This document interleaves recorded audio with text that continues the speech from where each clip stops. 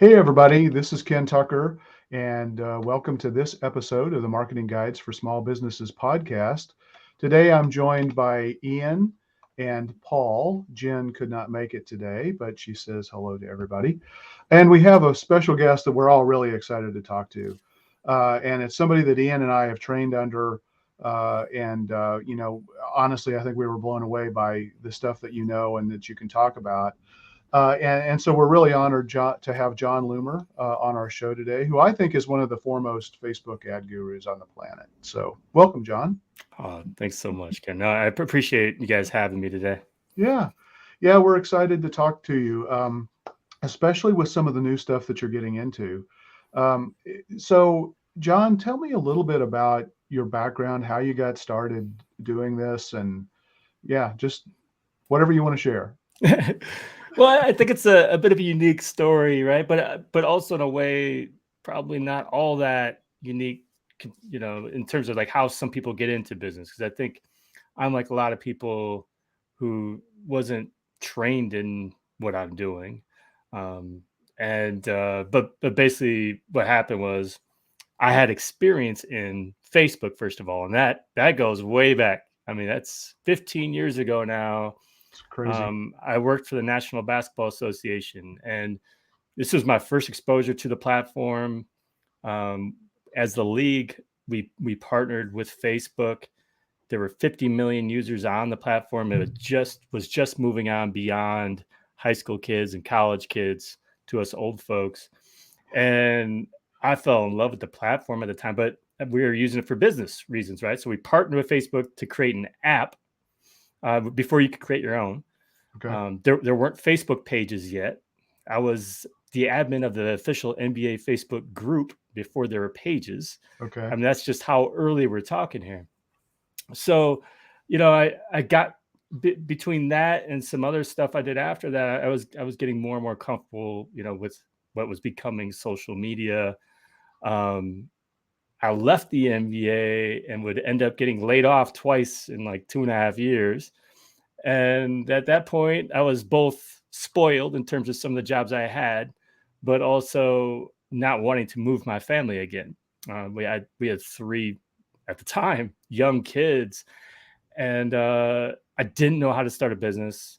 I had a philosophy degree, and I thought you were a fellow philosophy major. Me too. awesome, awesome. And so prepared for everything and nothing at the same time, basically. Exactly. Um, so, but basically, what I did because of some of the things I learned, pretty much starting with the NBA, although I'd say it even went beyond before that with fantasy basketball and fantasy sports in general, which was a world I was in at the time. I knew some things about websites. So I started johnloomer.com again, really just thinking I was going to use it as like, let me talk about the things I know how to do. And so I can get a job. And I just longer and longer, I didn't have a job. I just kept writing because that's all I had time to do. And I had some hits where all of a sudden I was driving a ton of traffic, and I started writing more and more about Facebook marketing and Facebook advertising. I started using that to build this, whatever this was. It wasn't a business yet. And I mean, it got to a point where I was like, you know what? I guess maybe I'm going to create a product. And I started, selling training for Facebook advertising in 2012, and been doing it ever since. I mean, it's been a pretty unique adventure. I mean, it exploded pretty quickly from there. But any kind of I think especially in social media and just the way the technology is these days, and things keep on evolving. You have to keep evolving too, and that's one area where I should have done more of, because I tried to keep doing things the way I always was, and now I've got to start adjusting and making changes. Yeah. Yeah. I think that's just the nature of being in the world of digital marketing these days, regardless of what you're working on. Things change. So, John, Mhm. tell me a little bit about what you've seen happening, over the Facebook ad landscape over the last year or a couple of years. There have been some big changes with Apple and, their privacy. changes and how that's impacted advertising. But I'm sure there are a lot of other things that you're saying. So I'd love to hear your thoughts on that. But really, it's been huge. I mean, when Apple came out with their changes, um, the way I describe it is it caught Feta, Feta, Facebook slash Meta. I don't know what to call them. So Yeah. flat-footed, because that's one of the few times they have not been in control of the situation, and so they were clearly not very well prepared for it. And so basically what happened was anyone opening the Facebook app, Instagram app, any of those apps, really, most apps from an iOS device, you'd have to decide whether or not you wanted to allow tracking that could ultimately be used for things like advertising. And so that would hurt Facebook in their, ultimately for attribution. So determining whether or not, someone clicking or seeing your ad led to a conversion, but also building audiences for retargeting and all sorts of things.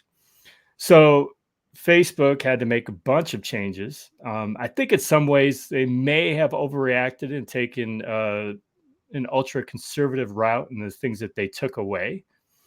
But ultimately, it hurt. It hurt advertisers. So the number of reported conversions went down for advertisers pretty drastically. I think it very likely impacted Facebook's ability to optimize to get you good results. And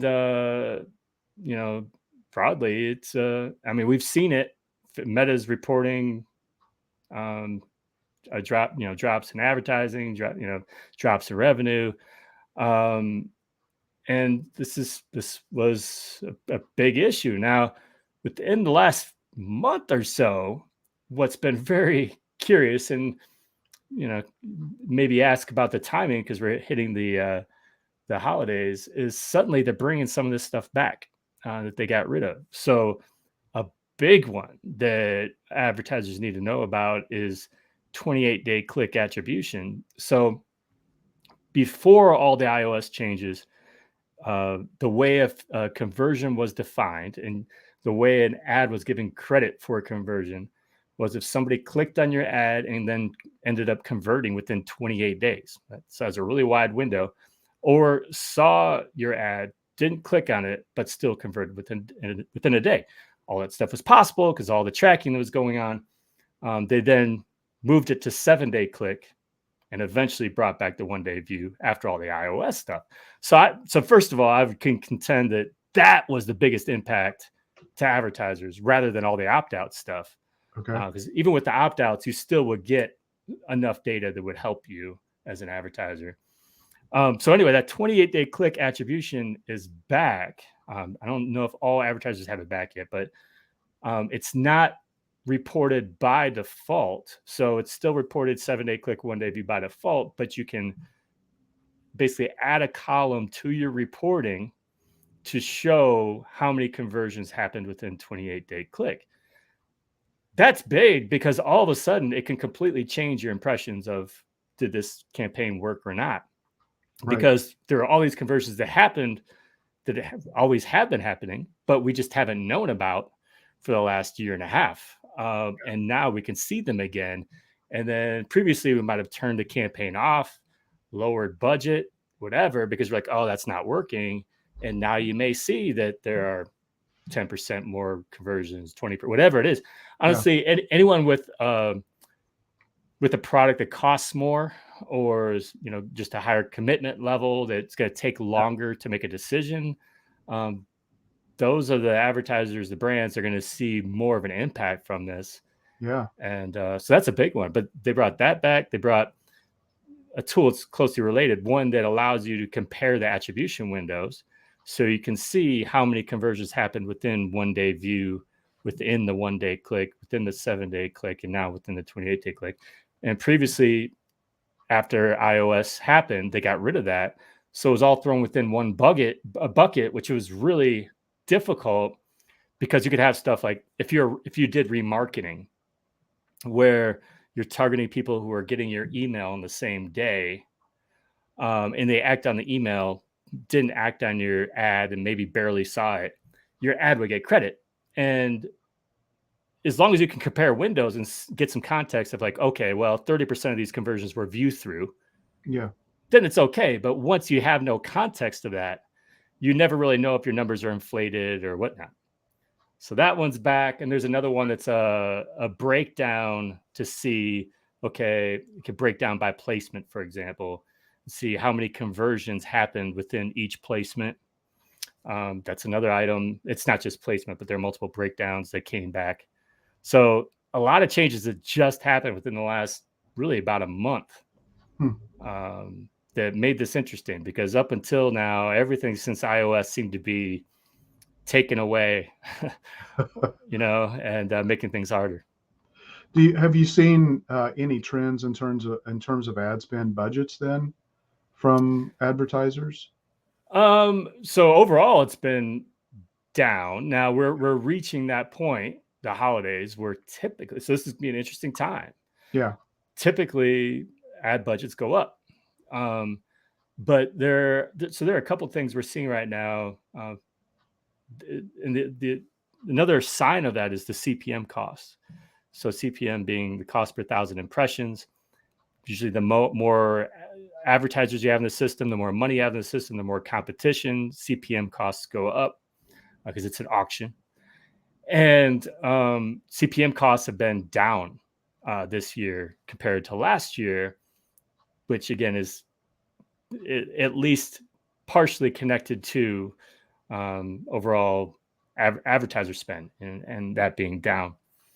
So, and there's also a resource I use called Within Marketing Pulse. It's within.co. It's just a free website. They have like $500 million in clients and ad spend. And so they provide some data on what they're doing. So you can kind of get a sense of, how their ad spend compares for Facebook, Instagram, and Google, and their CPMs, and compared to last year. It seems that overall the ad spend, at least for the last month, is pretty much on par with last year. But once again, CPMs are down.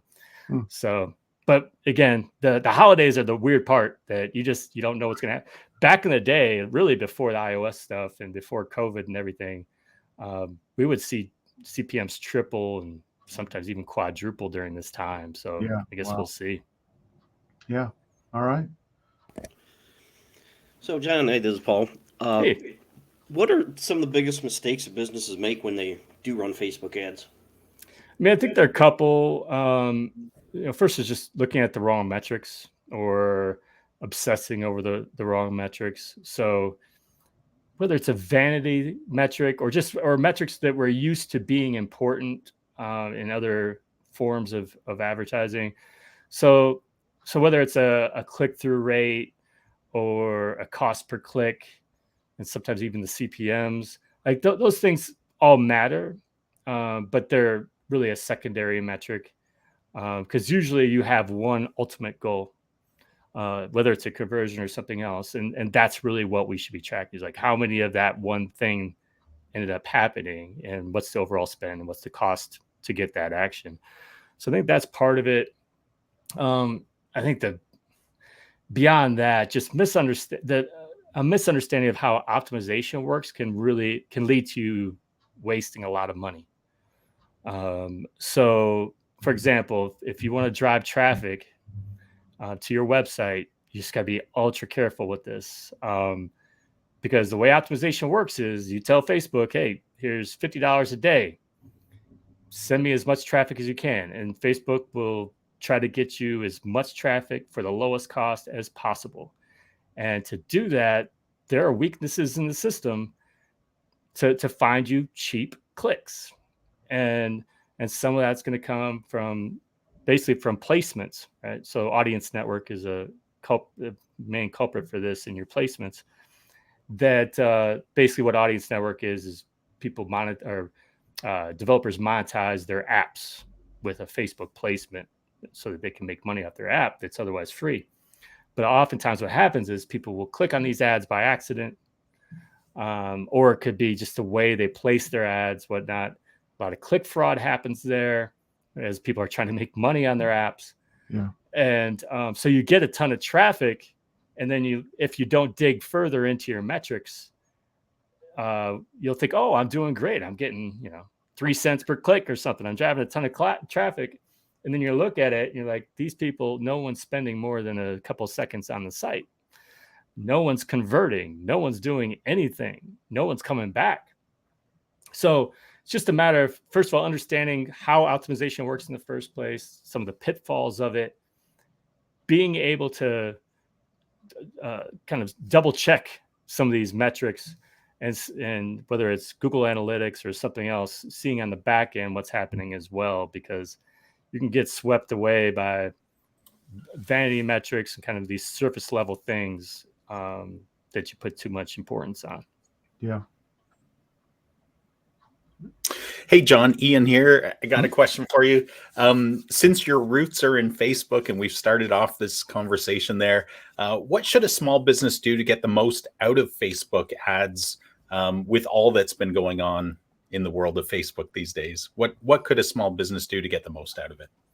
It first of all depends on the small business, right? So if you're a local business, I think a lot of the stuff that you could do is just simple location targeting, and so awareness.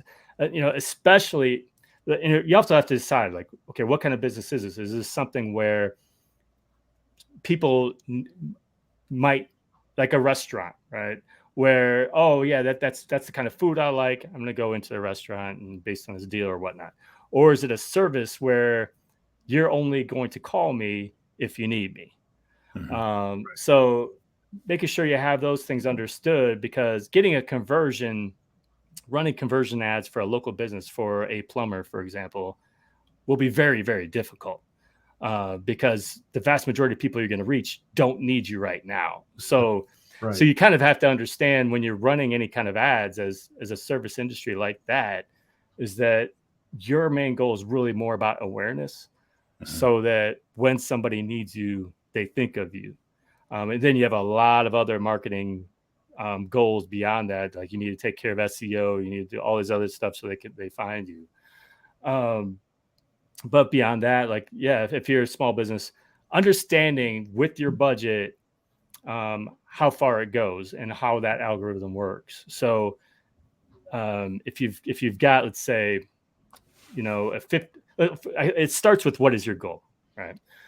And so in determining a budget and what you're going to do with it, it's basically Facebook needs 25 to 50 of these actions per week to properly optimize, right? Per ad set per week to properly optimize. Okay. Doesn't mean you can't get good results if you don't get it, but it's basically the way the system works, that they need that information to learn to properly show it to the right people. So if you're going to optimize for things like sales, you need to have that in mind. Like, okay, well, how much is it going to cost to get each sale? And then multiply that by 50. Is that within your budget? And if it's not, which in a lot of cases it's not, for a small business, we got to think about, okay, what are some other things we can do to make an impact? And so that could be, first of all, like any kind of retargeting, so remarketing. So whether it's hitting your email list, or people have hit your website, if you've got enough people to target who have maybe added to cart, didn't convert, things like that, let's hit those people. Those kind of low-hanging fruit is what I refer it to. But otherwise, once again, it's kind of more of like an awareness play, a brand building play, making sure you're top of mind. But knowing then it's much harder to measure your success. Yeah. Awesome. Thank you. Yeah. Mm-hmm.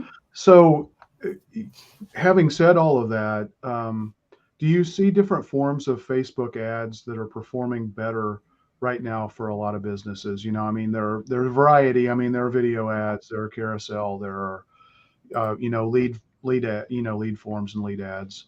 What are your thoughts about that? And again, is that going to be different from one type of business to the next? Yeah, look, I wouldn't say there's a format necessarily that's most effective. it's just one of the many things that helps determine whether or not something works, right? So like, a video ad, I don't want to keep messing with plumbers here, but a video ad for a plumber isn't going to have the same impact as a video ad for, a sports franchise or something. Yeah. But I think that it's less about the format and more about, what the system is set up for most to work. And I do have some gripes with Facebook about this, but it's really for e-com. So, and this is really where it's been getting better and better, is if you've got a catalog of products that fall within a certain category. So let's say you sell shoes, and Facebook has this whole catalog. Not only can they run ads based on people who've been to your website and whatnot, and based on the types of shoes they're looking at, but there are other shoe retail companies out there as well, and they have their catalogs too. And so they could say, well, they looked at this very similar shoe, different brand, and they can use that information to promote your shoes, which is one of those really super smart things about, like, if you've ever shop for shoes on the internet, I bring up this example because I've experienced it personally. It's almost kind of creepy. It's like I was looking for a certain type of business casual-ish, shoe, and next thing I know, I'm getting all kinds of like different brands in my feed. It's like they knew I wasn't just looking for shoes, and it wasn't even a certain brand, but it was a certain type, certain category. Yeah. So that's where it's most powerful, honestly, is if you're e-com and you've got a catalog, make sure Facebook has your catalog. And it can work for you. It truly can. So yeah, that's my gripe though, is that's where it stops in terms of like all the really super smart stuff that the algorithm does. Okay. They're like, I keep pushing on Facebook on this one. Is like, I want to drive engaged blog post readers, for example, or people who are going to watch my videos and want to come back later. Not that they just watch it this one time, not that they read this blog, not that they go to my website for 5 seconds and to see it and leave. Like, I want them to give the same thought to optimizing for a purchase, and like all the things that went into that. Oh, they looked at all these other shoes, to who is going to be most likely actually care about my website and come back again. So it's kind of a roundabout way of answering your question, and not because it works for some, and in some cases it could work a lot better. Yeah. Okay. Yeah. Well, John, so you touched on this a little bit, kind of on the surface. Money, budgets. All businesses have a budget, and a lot of small businesses are on a really tight budget. And so how can they know? We've seen this in the past where they want to run Facebook ads, but they only want to spend $50 a month or whatever it is. How can they determine what their ad budget on Facebook should be? Yeah, it's really about, first of all, determining the goal, and it's having a realistic discussion with them too. Right. So what is it they want to accomplish?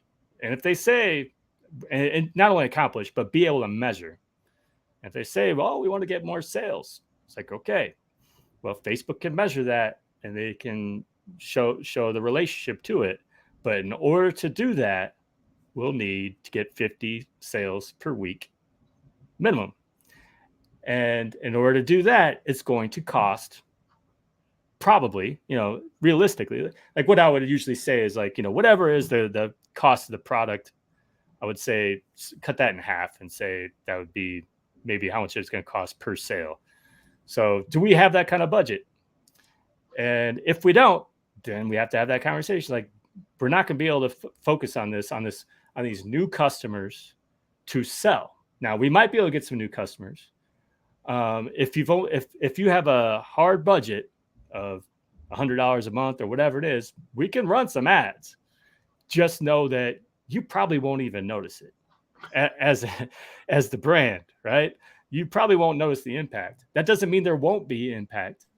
There are going to be times where someone sees your ad and thinks of your brand because of the ad and comes and makes a purchase, but they're not going to come to the register and tell you, oh yeah, I'm here because of that ad. Right. And Facebook's probably not going to be able to tell you that either. So you have to look at it once we're talking about those super small budgets.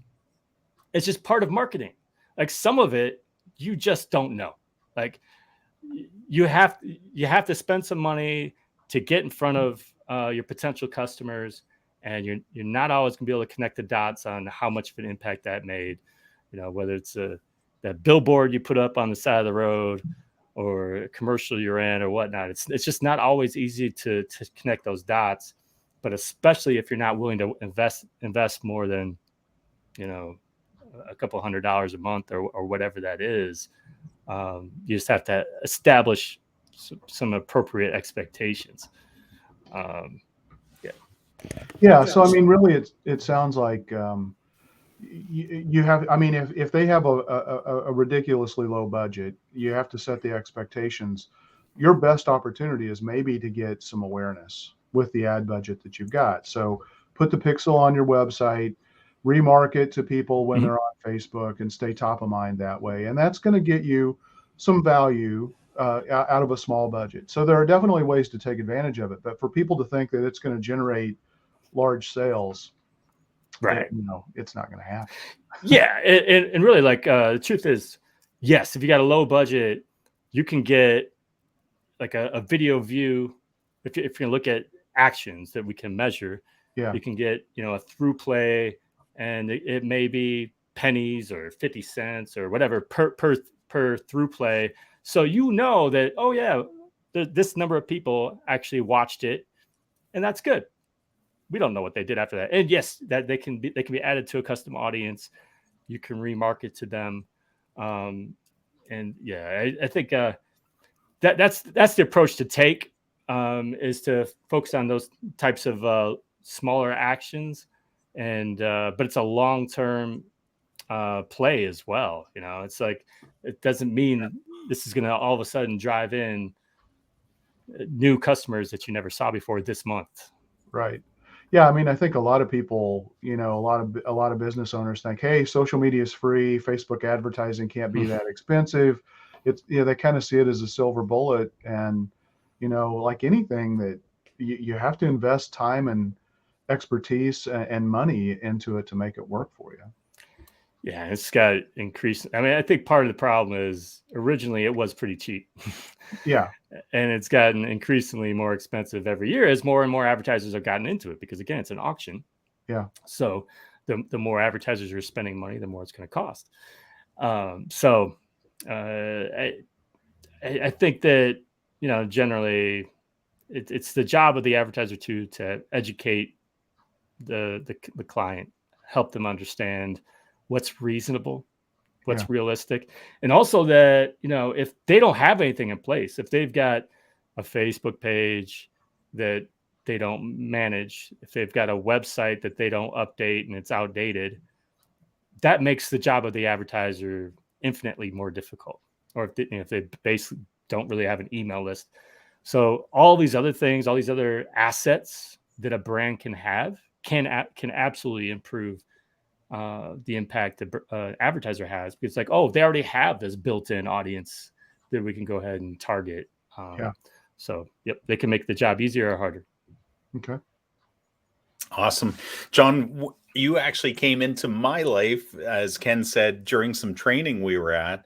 And that's where my question's coming from, is talk to us a little bit about how, in fact, you're one of the unique people I find in the industry. First of all, your measured response, your strategic responses to some of these questions are pretty unique in the industry, because you hear a lot of, you know, I can get you 1 million leads by tomorrow for $100, you know, and, you know, I was even watching you know, I'm in the Toronto area. I'm a Raptors fan. I was watching a replay of the game the other night, and of course a YouTube commercial comes on, and it's directed at me because I'm a digital marketer, and it's like, we can radically change your Facebook ads for, you know, almost nothing, and you'll get 50x, right? So that's kind of the buzz out there that I think a lot of consumers and a lot of business owners are hearing. So I love your measured approach. I think it's fantastic. And the thing you taught us on at that session, which was several years ago now, so you've probably even evolved it beyond this, but you were talking about how most people think of ads of any kind as top of the funnel, that you hit people with ads and then you're trying to get them off the ad platform as quickly as possible into your own universe where you can nurture them.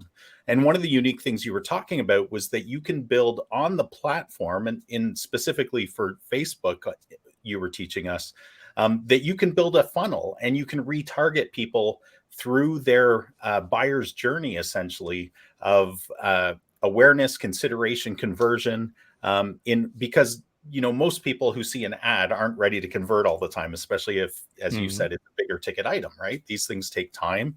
You need to be convinced that it's the right solution. But maybe talk a little bit about how you can create content and targeting for a Facebook ad funnel and how this works. Yeah, so I think that's partly how a brand or advertiser, they just need to look at what do they have just immediate goals, or are these long-term goals? Do you want to develop long-term customers, or do we want to just generate as many quick sales as possible from people who may be running into you for the first time? And in some cases, that could be fine, right? So if it's a certain need that people have, and it's not so much an attachment to a brand, you don't really care quite as much about the long-term investment in somebody. But I know for me personally, I prefer a customer who has been on my email list for a while. So they've read my stuff, they've been on my free webinars, they know my style, they know what to expect, as opposed to someone who is fresh to my website for the first time, never heard of me before, doesn't know my style. They have a need. They sign up for training and they're like, oh, this isn't what I was expecting at all. Well, it's not what you were expecting because you didn't know really what I was all about and you haven't been exposed to me before. So not only is it good for me that it's more of like this long-term, long tail effect, it's better for the customer because they know what they're getting into. So I do prefer a little bit of the top, middle, bottom approach, where top of the funnel, you may actually spend the most money on the top, right? Exposing your brand to people. This is where, and every business is different as far as what you would be providing here and focusing on here. But it could be videos, it could be articles, it could be whatever. That just it's more of an awareness play. And for me, a lot of times it's been blog posts, and lately now it's more videos. And then you could remarket to those people to get them into your funnel. So get them into your email list.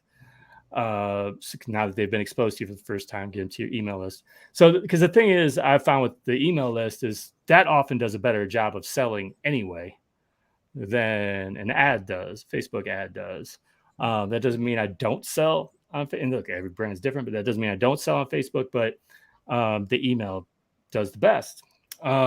So I want to make sure I build that email list as well. And a lot of times I spend the absolute least on selling, but it's also to that smallest audience, those people who are already in that funnel, who know what I'm all about. So again, that's not for everybody, that approach. I think you can shorten that up with a lot of e-com too.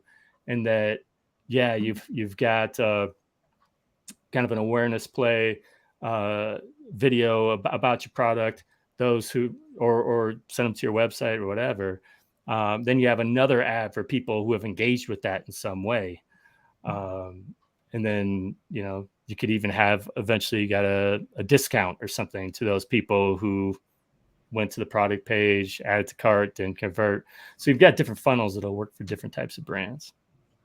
And do you think that type of funnel approach works with? I'm not thinking about plumbers this time as a service business, but one niche that we serve is dentists. Can that work in that type of service industry, or is something usually better, like just an awareness play? Yeah, because I don't think typically You're going to be, going to that dentist's website.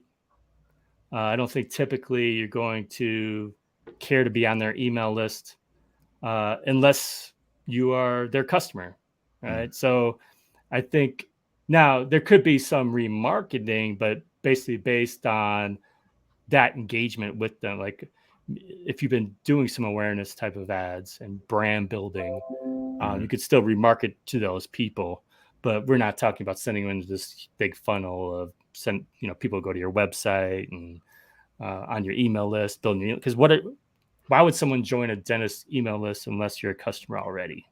Right. It's just yeah. Not many. So you're talking more about the circumstance where we may do some exposure ads related to how this dentist can do braces or dental implants, and if somebody shows interest in that, we could retarget with something related to that specific service. Right, and I think that's one of those things where it's like, okay, how do we reach the right group of people? We don't know who has bad teeth, but you might know who's a parent. And so if this is a situation of need braces for your child, I think what works for a situation like that too would be, okay, maybe they're not going to join your email list or go to your website, but if you have kind of a product focused video of how a process works and things like that, it's usually like just a messenger ad, right? So start a conversation with them about what their needs are, and because they're going to want to know how much it costs and all that kind of stuff, to at least get that conversation going to get them in. But ultimately, like the funnel is going to be different for a group like that for sure. Yeah. Cool. All right, let's transition to TikTok. I know that this is something, John, you're starting to experiment in and play around with and develop a lot of expertise around. So, and TikTok is on everybody's mind right now. I mean, it's just it's a platform that you can't ignore any longer. And I think a lot of businesses are like, okay, well, I ought to be on TikTok. They have no idea how to get on TikTok. They don't know what they should be doing on TikTok, let alone how to advertise on TikTok. So can you just kind of talk us through, how does a TikTok ad work, and how would you begin creating TikTok ads?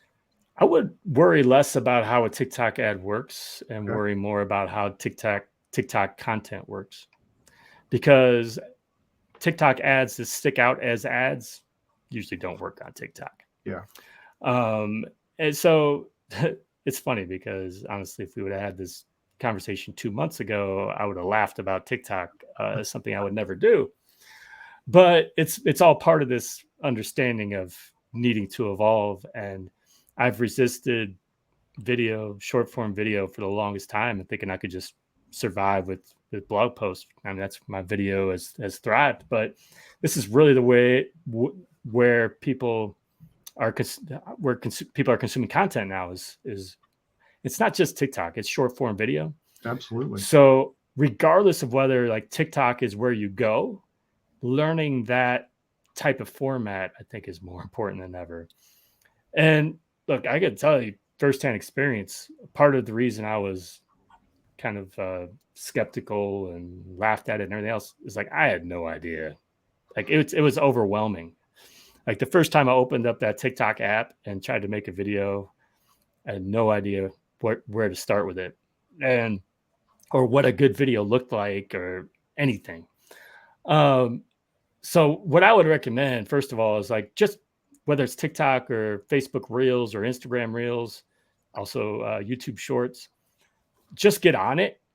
Start following people that are in that industry that you're in, and kind of get a sense of what's working, what you like.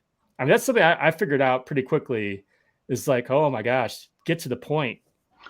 And I moved to the next one, right? Well, that stuck with me as a user because I know that I am someone who rambles and rambles. Like, so it could be a while to get to the point. Like, that's not going to work here.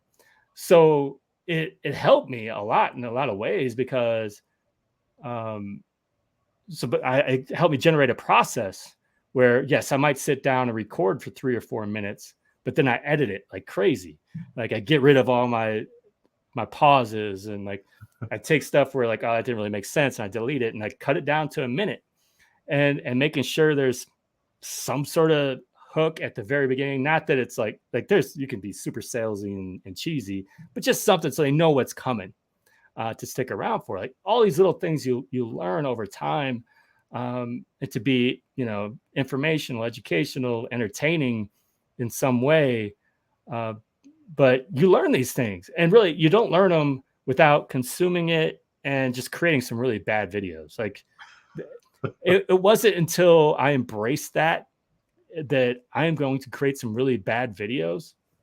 It wasn't until that point that I felt more comfortable. Like I wasn't scared of creating bad stuff. It's like, no one's going to see it anyway. Like, who cares? Because you don't really have an audience in the beginning, And so if you're creating bad stuff, no one's going to watch it. Like, it's not like it's going to go viral because it's terrible. Like if it's really terrible, maybe, but it's like, maybe that's a good thing. I don't know. So it's just, I found that like we can hold ourselves back there because of this unknown, because it is completely different. So yeah, consume, create. It's going to be bad in the beginning. But in terms of the ads, if you've made any Facebook ads before, you will be comfortable with TikTok ads. That's the very first thing I realized when I jumped into TikTok Ads Manager. It's called Ads Manager. Almost everything is labeled the same as it is in Facebook Ads Manager. There's the learning curve is so short if you've already been in that environment.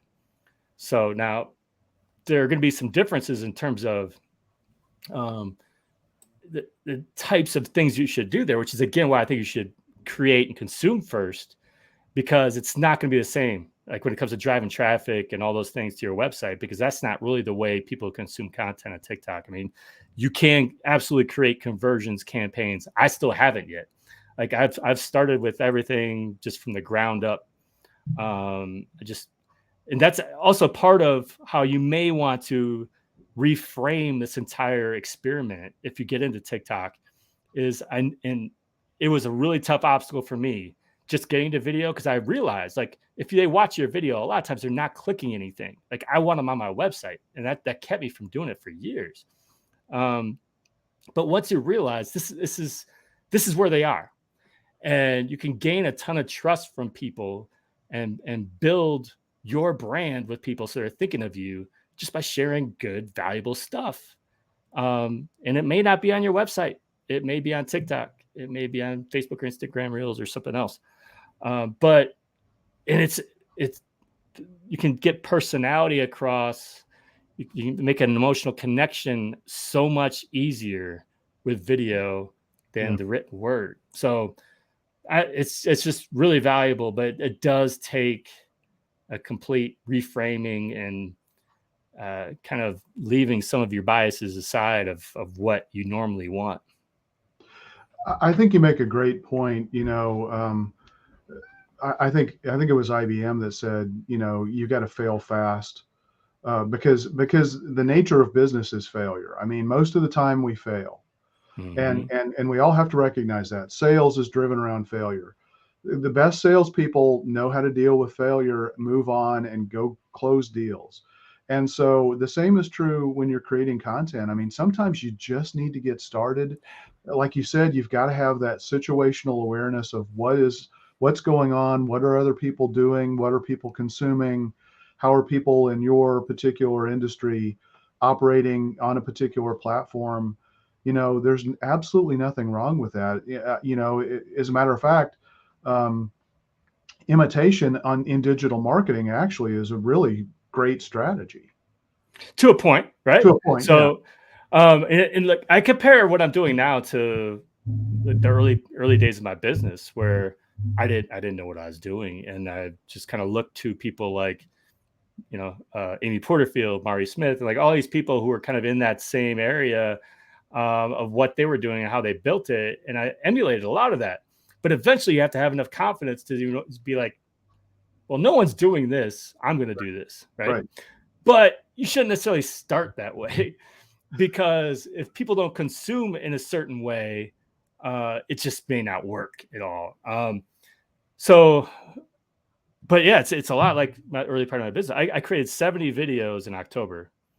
And it's kind of like when I started my business, I wrote blog posts every single day. And it wasn't because every single piece of content was good.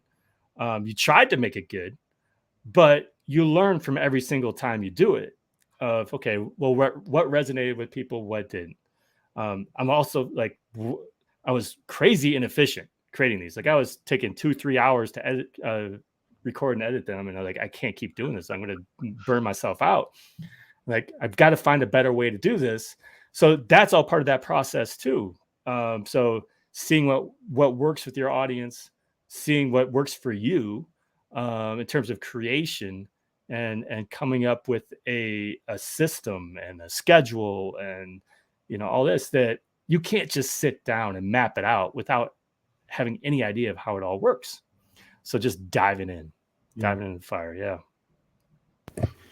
Yeah, I like what you said about understanding how the platform works and how content is consumed, because the TikTok algorithm is unique, and how they determine what content you see is different from any other platform.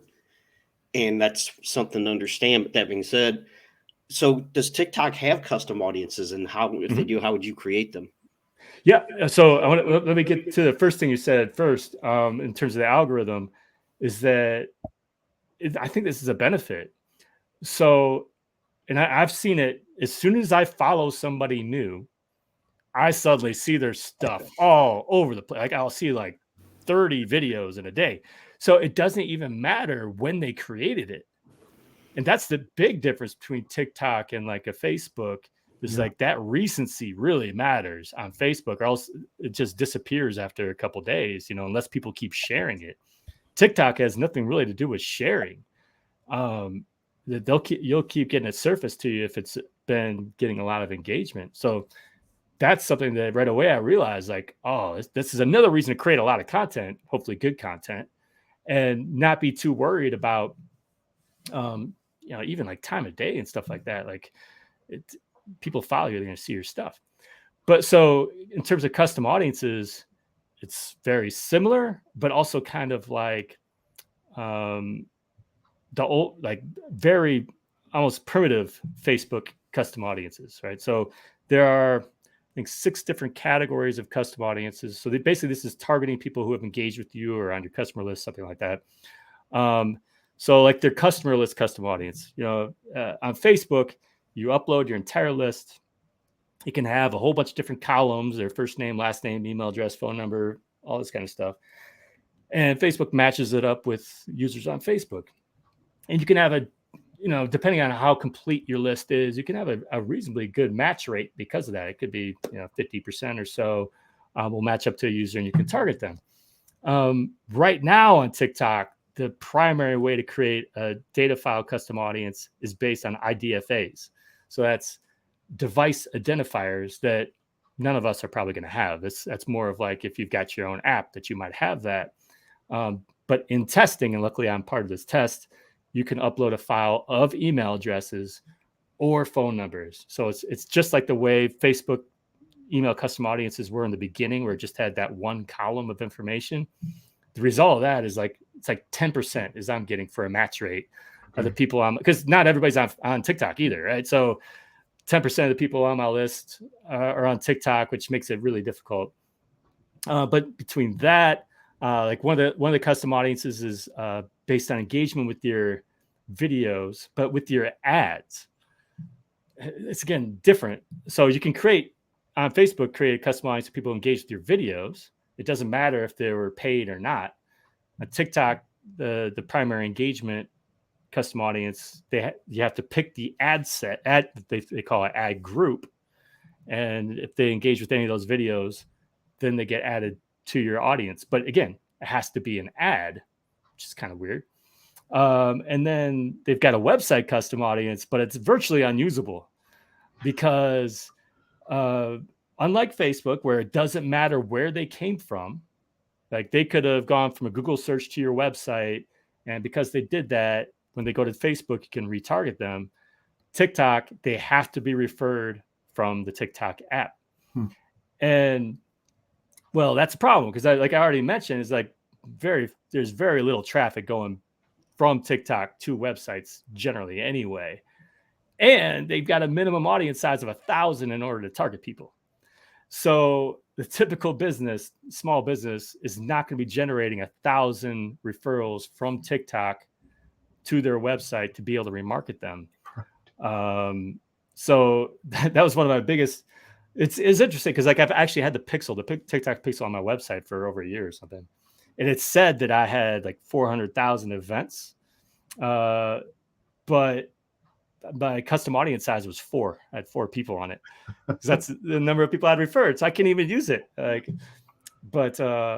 So it's basically, if you've created these before on Facebook, it'll be pretty normal, except for your expectations should be different in terms of how you can use them. You can create lookalike audiences as well. And honestly, that's probably where most of us are going to be using these audiences, because all those custom audiences have to be at least 1,000 people anyway. Okay. Hey, John, you talked a little bit before about your pivot to short form video, and I think in there you had some guidance, or at least you shared your experience in your journey on that. What kind of tips do you have for small businesses where they're trying to dip their toe in short form video on whichever platform? What kind of tips do you have for them? Well, I would just think about, what is it that your target audience would care about and that would grab their attention within the first 6 seconds, ultimately is like the most critical time. So that small business, it's funny. I don't even know why it brought me to this, but it's like almost all the accounts I'm following are marketing related businesses. And one of them I'm following is this like, he's a dad. And he's probably 60 years old or something. And he just records videos about how to do stuff. Right. And like, this was important to me because I don't know how to change a tire, like stuff like that, and like he has little things like that just really valuable. And so it's like, okay, and I point that out. It's like, you have to have something of value. It's not just about, hey, I'm here recording stuff. Hi. It's like, you've got to have something to offer. And with your business, it could be, it's depending on the industry, the subject matter, it's just like blogging and anything that you create. It's not always self-promotional. It's this in this subject matter. Here's something that people really care about that might be really helpful to you. Right. Or if we're talking about something that's like a restaurant, it could be as simple as, showing them the food, showing them how things are made, and, introducing them to members of the staff and getting to know people and stuff like that. But I think every business is going to be different. The primary thing that we should always be thinking about, though, when we create content, it should be, what value can I add, as opposed to, how can I get people to buy my stuff? Because the buy my stuff thing will come later. The first thing you need to do is make an emotional connection, make it so people want to see your stuff and need to see your stuff. Yeah. All right. Awesome. Thanks, John. I mean, this has been a blast. It's it's always great learning from you. I mean, we've all learned so much from you over the years, and we really appreciate you taking time out. Any other last thoughts or questions for John? Yeah, it seems to me like from an advertising standpoint that TikTok's is still kind of primitive. Do you see them ever really being a viable competitor in the advertising space to Facebook? Because, I mean, they have the audience, that's for sure, but it sounds like the way you advertise on TikTok is so different. It is different. I would say that, first of all, I'm not a foremost expert on TikTok advertising, but I would say that most of what TikTok is probably going to do in that space, in that commerce space, is similar to what Facebook's been trying to do, with Facebook shops and Instagram shops. So it's going to be a lot of selling things within the app. So again, it's kind of changing your way of thinking about, oh, I've got to send them to my stuff on this thing I own, trying to sell things within the app. So honestly, I do think that, I mean, this is the way it's going. There's a reason why Facebook, we should call them feta now. How they, That's a cheese. I know. I want a salad, a nice Greek salad right now. But there's a reason why they've been pushing so hard to that short form video content, is because TikTok is biting into their use, and they know that they need to do that. That's the direction this is going. And the question is going to be, what do ads look down the road if everything is in that format? And I think that's something that Facebook has to figure out too. Yeah. So, absolutely. I think now we have some questions about whether TikTok is going to be here in the US in the future. But beyond that, if it gets over that hurdle, it's absolutely, I mean, it's going to be a competitor, I think. Well, and that's kind of consistent with, like, Google wants to keep you on their platform. Facebook wants to keep, and you're right. I think what you said about doing things within the app, I agree. I think that's kind of the direction a lot of these things are going. Yeah, it's something that I resisted forever, just because I so much of my business was built on my website, and but I think we just have to eventually come to the realization that people don't want to go to your website sometimes. Like, you could still want them to go there, but if you try to force people to do things they're not used to doing, don't really want to do, then you probably have to find a new way. And that's like, okay, what was it that I was saying on my website that I want you to know about here?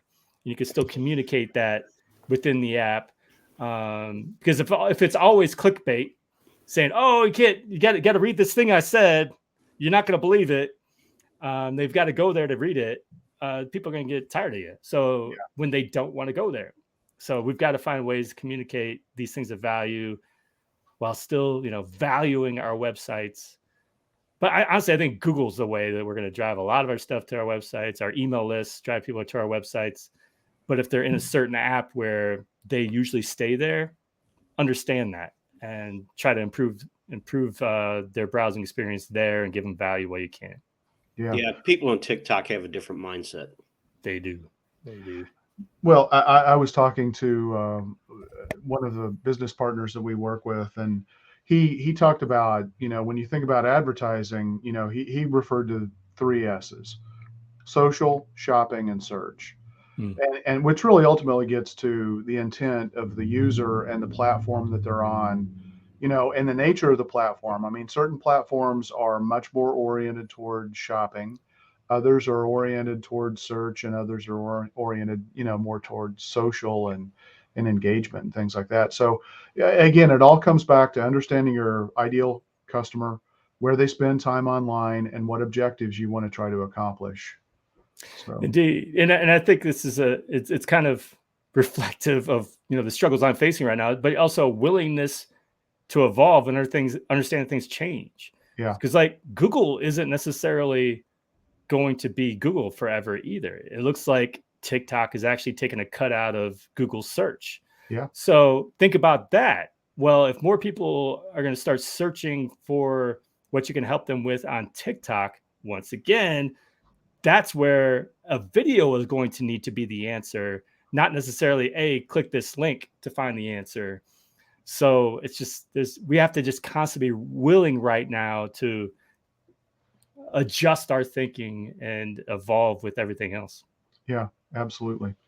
So, John, what's the best way for people to learn more about you and maybe partake of more of your wisdom?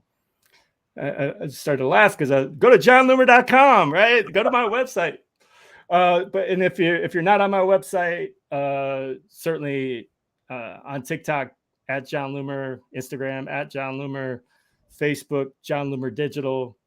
I've also got a podcast, the Pubcast with John Loomer.